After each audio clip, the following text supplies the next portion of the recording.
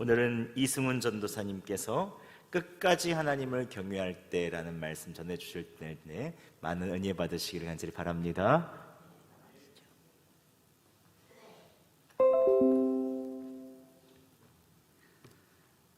네, 새벽에 또 하고 저녁에도 보니까 참 반가운 것 같습니다. 네, 오늘 부족한 저를 통해서 하나님의 사랑이 흘러가는 귀한 시간이 되기를 소망합니다. 지금으로부터 9년 전인 2013년도에 저는 고등부를 섬기는 교육 전도사였습니다. 그런데 그해 6월 어느 날 저녁에 부서의 한 고3 여학생에게서 전화가 왔습니다. 여보세요? 라고 받았습니다. 이 발신자 표시에 학생의 이름이 적혀 있었기 때문에 누구인지는 알 수 있었지만 수화기를 넘어 그 아이의 목소리는 들리지 않았습니다. 그저 흐느껴 우는 소리만 들릴 뿐이었습니다. 저는 그 아이의 이름을 부르며 무슨 일이 있어? 왜 울어라고 물어보았습니다. 한참을 울던 학생은 울음이 잦아들었지만 여전히 흐느끼는 목소리로 저에게 이렇게 이야기하였습니다. 전도사님, 하나님이 저 사랑하시는 것 맞지요? 저는 다시금 답변했습니다.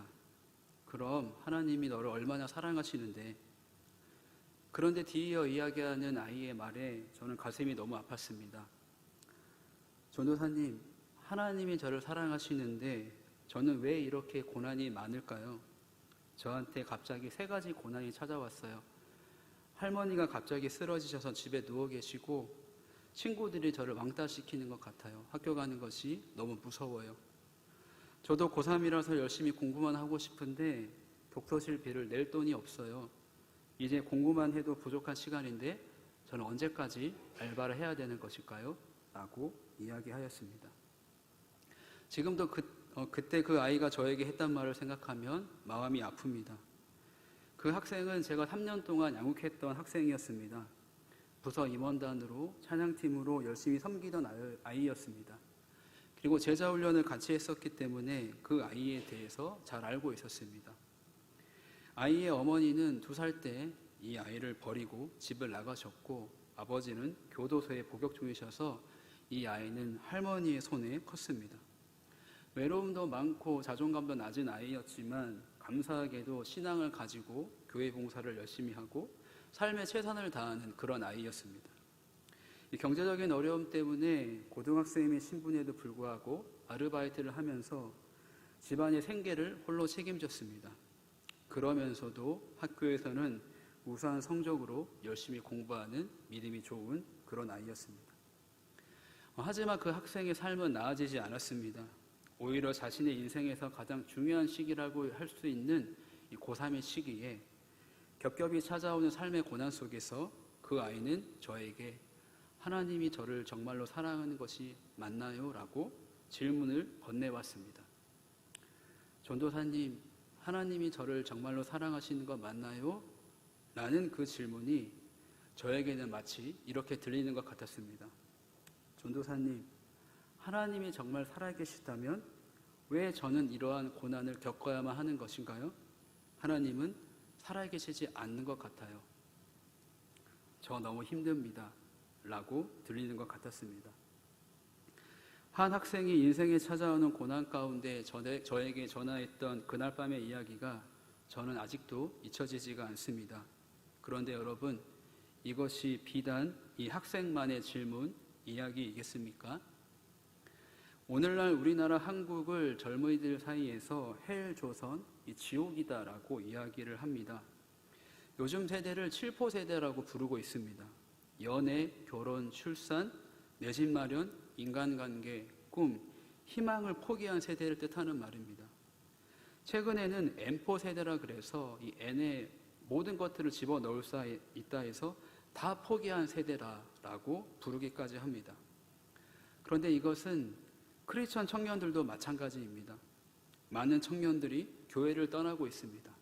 기독교 신앙이 청년들의 삶의 문제에 적절하게 대응하고 답변하지 못하고 있기 때문으로 분석하고 있습니다. 어떻게 보면 신앙과 삶의 불일치 때문입니다. 이것이 무엇을 의미하겠습니까? 헬 조선, M포 세대, 우리가 살아내고 있는 삶이 너무 힘들기 때문입니다. 신앙을 가지고 나아가지만 삶의 현실이 너무 버겁기 때문에 끝까지 하나님을 경외하지 못하고 중도 이탈하고 만 것입니다. 하나님을 경외하는데 내 삶에 왜 이런 고난이 발생했는가 질문을 던지는 것이죠. 그러면서 나는 봉사도 열심히 하고 신앙생활을 열심히 했는데 그 시간에 열심히 공부한 저 친구는 대학도 잘 가고 좋은 직장을 갖더라는 현실을 보며 신앙의 회의에 빠지게 되는 것이죠. 이것은 비단 청년들만의 이야기가 아닙니다. 많은 크리스천들이 인생에 찾아오는 고난 앞에 삶의 무게와 현실 속에서 방황하고 좌절합니다. 하나님을 믿는 삶이 풍성해지는 것이 아니라 오히려 힘들고 지칠 때 신앙과 삶의 괴리감 속에서 신앙의 회의를 겪는 많은 크리스천들이 있습니다. 그리고 그 크리스천들은 바로 우리 다음 세대의 이야기이기도 합니다. 시험 기간만 되면 교회의 출석 수가 아주 많이 줄어듭니다. 학원, 과외, 또 시험이 끝나면 친구들과의 약속, 데이트 등으로 교회를 오지 않습니다. 신앙과 삶의 불일치 속에서 힘들고 지칠 때 교회와 예배가 아닌 세상으로 나아가고 있는 것이죠. 오늘 우리가 읽은 성경의 본문에도 이러한 힘든 상황이 나옵니다. 이 고대 근동의 많은 지역은 환경이 열악했기 때문에 농부들과 소지주들은 종종 채무를 지게 되었습니다. 만약 한 가족이 어떤 수단으로도 빚을 갚을 수 없는 경우에는 그 가족의 몇 사람 혹은 가족 전체가 이 종으로 일하는 것을 통해서 빚을 갚는 것이 그 당시 이스라엘의 관습이었습니다. 그런데 오늘 본문 속 이 선지자들 중 한 사람의 미망인이 처한 상황이 바로 이러했습니다.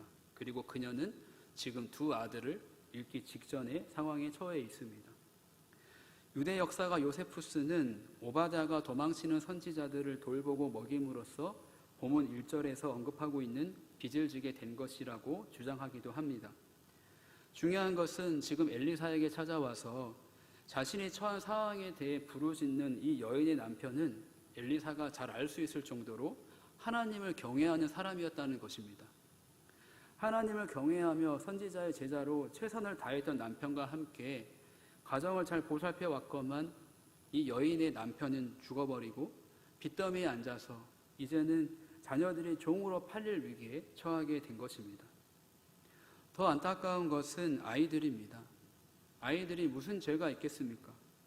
하나님을 경외하며 선지자의 제자로 살았던 자신의 아버지를 따라서 생각해보면 풍족한 삶을 누리지는 못했을 것입니다.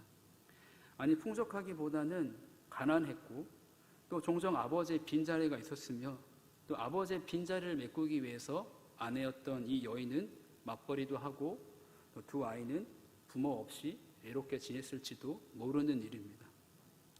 이 아이들의 마음이 어떠했겠습니까? 하나님, 우리 가족이 하나님을 평생 경외하며 살아왔건만 내 아버지는 왜 죽게 되었습니까? 왜 우리 가정은 이렇게 평생 가난하게 살아야 합니까? 아니, 하나님을 경외하며 살았던 우리가 왜 종으로 팔리게 되었단 말입니까? 우리가 도대체 무슨 죄를 지었나요? 하나님은 정말 살아계십니까? 하나님을 바라보며 살아왔건만 우리 가정에 남은 것이라곤 이제 기름 한 그릇 밖에 없습니다. 이것이 정녕 하나님을 경외하는 사람들의 삶입니까? 아마 이렇게 질문을 던지지 않았을까요? 그런데 오늘 우리가 읽은 말씀 가운데 하나님께서는 엘리사를 통하여 믿음의 가정을 방문하십니다. 하나님을 경외하던 믿음의 가정에 나타나 내가 너를 위하여 어떻게 하랴 말을 건네오십니다. 그리고 네 집에 무엇이 있는지 내게 말하라고 물어보십니다. 사실 이 질문은 생뚱맞은 질문입니다. 지금 극심한 어려움 가운데 있는 이 가정에 오셔서 내가 어떻게 도와주면 좋겠어? 너희 집에 뭐 남았어? 라고 물어보는 것이기 때문입니다. 이 남편이 죽고 다른 모든 것들을 이 빚에 넘어가서 아무것도 남아있지 않고 심지어 자녀들도 종으로 팔릴 위기에 처해 있습니다. 그런데 네 집에 무엇이 있는지 내게 말하라 라는 질문은 어쩌면 이 여인의 자존심을 건드리는 질문이기도 합니다. 그런데 여인은 기름 한 그릇밖에 남지 않았다고 자신의 삶을 솔직하게 고백하고 있습니다. 그런데 여기서 더욱 이해하지 못할 이야기를 합니다. 너는 밖에 나가서 모든 이웃에게 그릇을 빌리라. 빈 그릇을 빌리되 조금 빌리지 말아라. 이 이야기를 들은 여인의 마음이 어떠했을까요? 남편도 죽고 빚더미에 앉아서 자녀들도 종으로 팔리게 되었는데 이제는 이웃들에게 가서 그릇을 빌리라고 하는 그 말이 여인에게는 아마 상처가 되지 않았을까 생각을 해봅니다. 왜냐하면 그 여인의 삶 가운데서는 자신의 연약함을 남에게 드러내는 것이 사실은 고통스러운 일이기 때문이죠.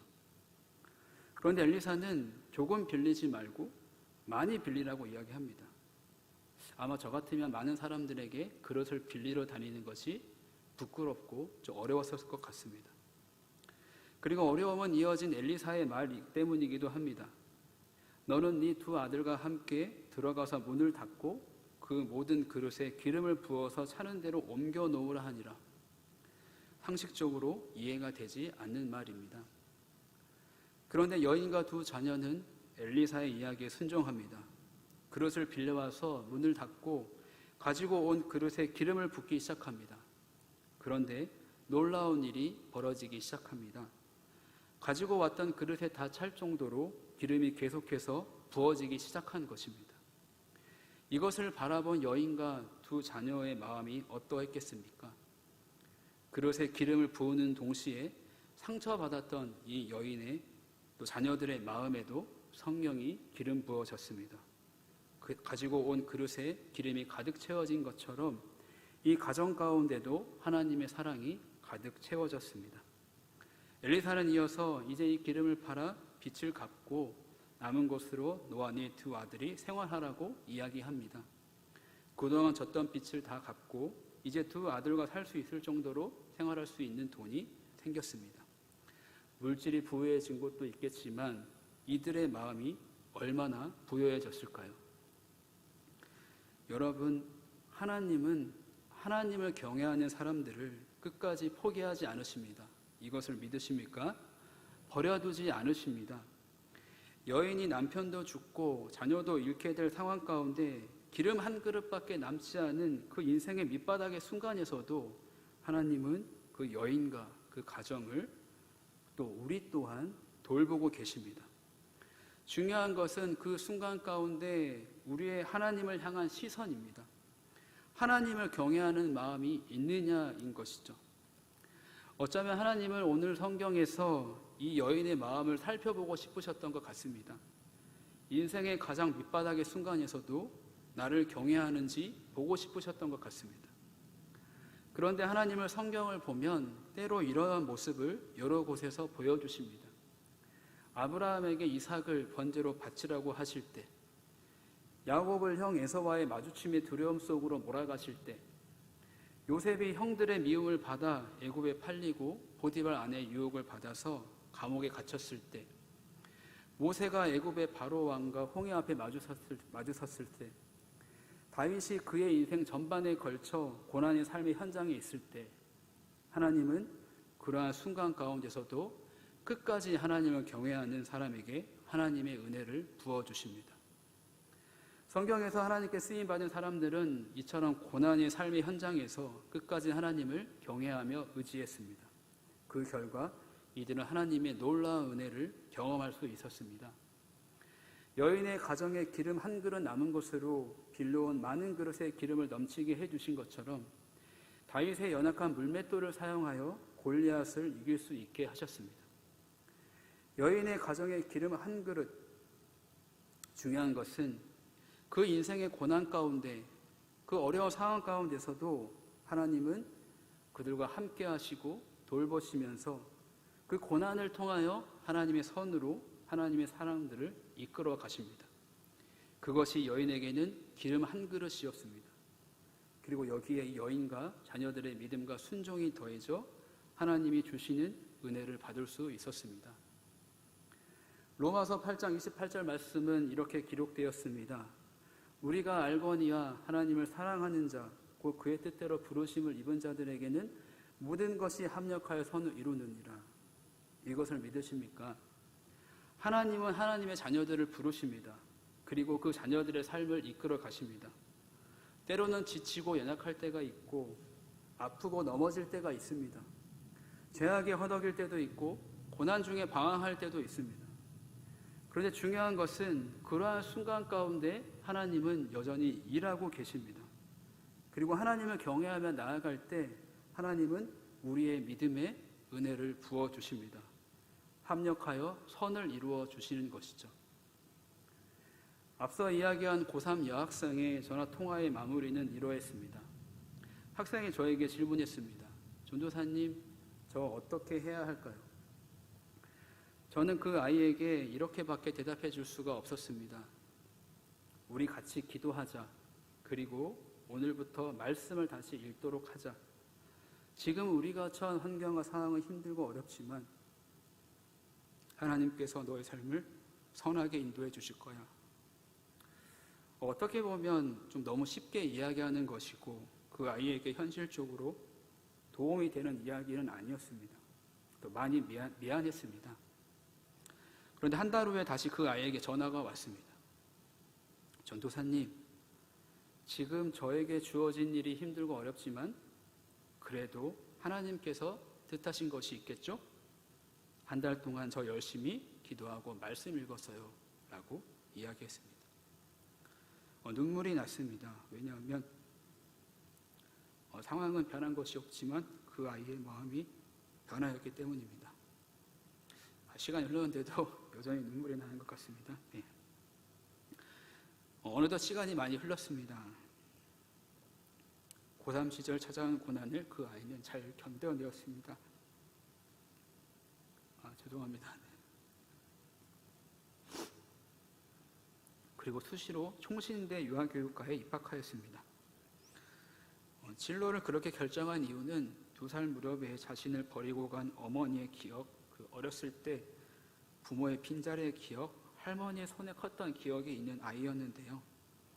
이 아이는 자신의 삶의 자리를 슬픔으로 두지 않고 자신처럼 어린 아이들에게 하나님의 사랑을 알려주고 싶다고 총신대 유아교육과에 진학하였습니다. 그리고 졸업 후 유치원에서 일하고 있습니다. 대학교 다니는 동안에도 경제적으로 어려워서 누가 도와줄 리가 없었기 때문에 학교 다니는 동안 아르바이트를 2-3개씩 하며 남들과는 조금 다른 생활을 하였습니다. 1년에 한두 번씩 만나서 안부도 묻고 하였을 때 이 아이는 자신의 삶을 한탄하기보다 하나님께서 자신의 삶에 함께 하신다며 감사하는 삶을 살고 있었습니다. 그리고 정말 감사한 것은 이 총신대에서 신학생을 이제 남자친구로 만나게 되었습니다. 그리고 8년 연애를 마치고 돌아오는 토요일에 결혼을 하게 되었습니다. 농담으로 제가 이런 이야기를 했었습니다. 하나님은 정말 살아계시는 것 같다. 너랑 결혼해주는 사람이 있다니. 네. 그 요셉이라는 아이인데 요셉이한테 정말 잘해라. 이렇게 이야기를 농담으로 하곤 했습니다. 그런데 제 마음에는 힘들고 어려웠던 그 시절에 하나님의 자녀로 끝까지 하나님을 의지하고 나아갔던 그 아이가 너무 기특하고 대견했었기 때문입니다. 그리고 유치원 선생님으로 또 감사하게도 이제는 사모로 이끌어 주시는 하나님의 사랑과 은혜가 너무나도 감사했습니다. 돌아오는 토요일 저는 그 아이의 결혼식에 기도를 해주러 갑니다. 기도할 때 지금처럼 눈물이 날 것 같은데 잘 참고 축복해주며 기도해주고 싶습니다. 사랑하는 여주 성동교회 공동체 여러분, 하나님의 자녀로서 살아간다는 것은 귀하고 복된 길입니다. 풍성한 삶이 우리를 기다리고 있습니다. 그러나 한편으로 세상의 풍조와 다른 믿음으로 살아가는 것이기 때문에 우리의 삶에 고난이 찾아오기도 합니다. 그러나 오늘 우리에게 주어진 하나님의 약속의 말씀이 있습니다. 그것은 믿음은 하나님이 우리에게 주신 약속과 앞으로 하실 일들에 대해서 신뢰하는 것입니다. 그러한 믿음 위에 하나님의 은혜가 부어집니다. 그리고 우리는 은혜 중에 은혜, 예수 그리스도를 소유한 사람들입니다. 우리의 삶 가운데 기름 한 그릇밖에 남지 않는 그런 삶의 순간도 찾아올 것입니다. 하지만 사랑하는 믿음의 공동체 여러분, 오늘의 말씀을 기억하십시오. 내 인생이 내 앞으로의 삶의 여정 가운데 기름 한 그릇밖에 남지 않은 것 같은 그 순간에서도 우리 하나님은 나를 지키시고 돌보시고 계십니다. 끝까지 하나님을 경외할 때 하나님은 우리의 기름 한 그릇을 사용하여 일하십니다. 특별히 오늘 말씀을 통하여 우리가 생각해 볼 것은 제가 이야기했던 아이와 같은 다음 세대의 아이들이 많이 있다는 것입니다. 삶이 지치고 힘든 아이들, 가정에서 사랑받지 못하는 아이들, 이 시대 가운데 참으로 많이 있습니다. 그 아이들을 누가 보살펴주고 이끌어 주어야 할까요?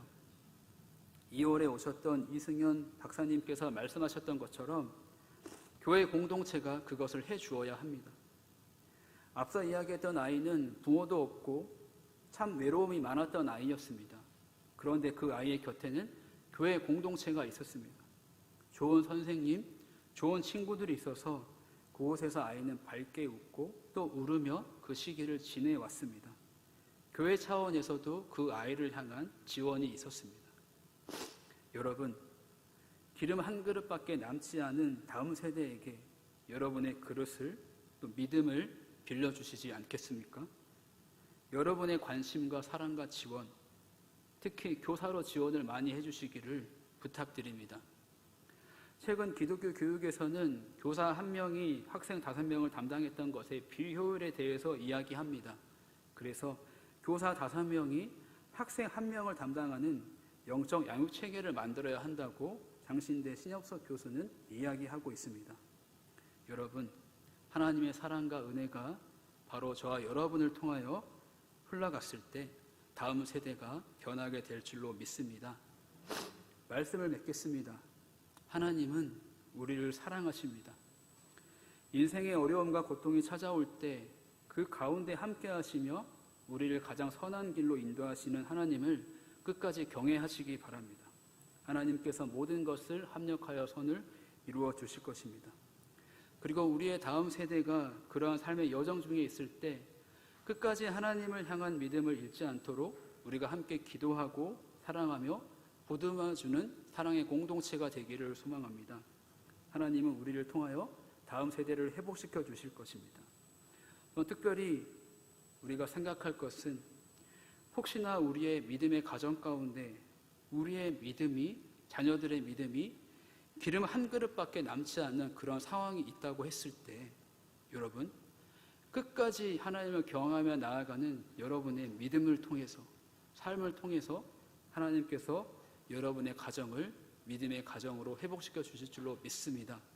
중요한 것은 하나님께서 우리와 함께 여전히 일하고 계시다는 것입니다. 하나님은 우리를 많이 사랑하시니까요. 기도하겠습니다. 사랑의 하나님, 오늘 말씀을 통해 하인 여인의 삶 가운데 찾아왔던 어렵고 힘든 삶을 보았습니다. 그러나 그러한 삶 가운데 기름 한 그릇밖에 남지 않은 상황 가운데 끝까지 하나님을 경외하며 나아갈 수 있도록 붙들어 주시고 그러한 상황을 선으로 바꾸어 주시는 하나님의 사랑과 은혜를 우리가 보았습니다. 이제 우리도 그러한 삶을 살아내기를 소망합니다. 기름 한 그릇의 상황 가운데서 주님을 바라보게 해주시고 주님이 일하시는 것을 경험하는 우리의 삶, 믿음의 가정 되게 해 주시옵소서. 특별히 기도하는 것은 우리를 통하여 믿음의 다음 세대가 일어나기를 소망합니다. 그들을 품고 기도하며 우리의 믿음을 불러주고 사랑하고 보듬어주는 교회 공동체 되게 해주셔서 우리의 다음 세대가 회복하게 하여 주시옵소서. 예수님의 이름으로 기도합니다. 아멘.